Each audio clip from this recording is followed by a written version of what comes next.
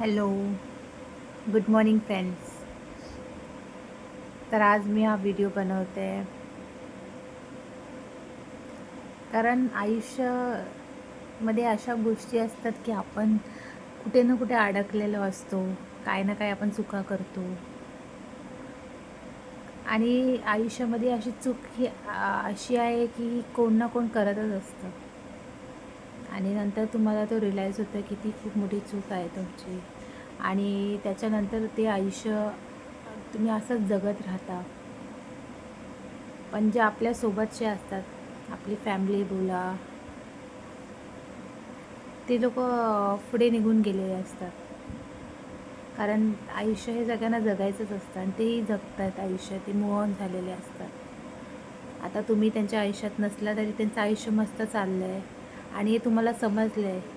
एके दिवशी असं तुम्हाला वाटतं खूप की तुम्ही परत जावं.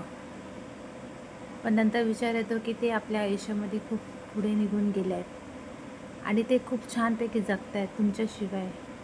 आता तुमच्या असल्याने नसल्याने त्यांना काही फरक पडत नाही. हे आयुष्य हे असंच असतं. एक मिनिटासाठी आपल्याला खूप वाईट वाटतं की असं पण होऊ शकतं का? आपण नसल्याने पण लोकं जगतात आणि ते सुखाने जगतात. हो, जगतात सुखाने, खूप आनंदाने जगतात. म्हणून मला बोलायचं तात्पर्य एवढंच आहे की तुम्ही स्वतःला इम्पॉर्टंट द्या. तुमच्या असल्याने किंवा नसलेले कोणाला घंटा फरक पडत नाही. ही सत्य परिस्थिती आहे. म्हणून स्वतःसाठी जगा, जे पाहिजे ते करा आणि तुम्ही दुसऱ्यांसाठी, मी असं बोलत नाही करू नका, करा. पण एका लिमिटपर्यंत करा. त्याच्यानंतर तुम्हाला समजेल. तुम्ही किती करत जाल तर ते कमीच आहे आणि जेव्हा तुम्ही करायचं थांबाल, त्या क्षणी तुम्ही त्यांच्यासाठी वाईट व्हाल. ते कोणीही असो. जोपर्यंत तुमचा त्यांना फायदा होतोय, तोपर्यंत ते तुमच्यासोबत आहे.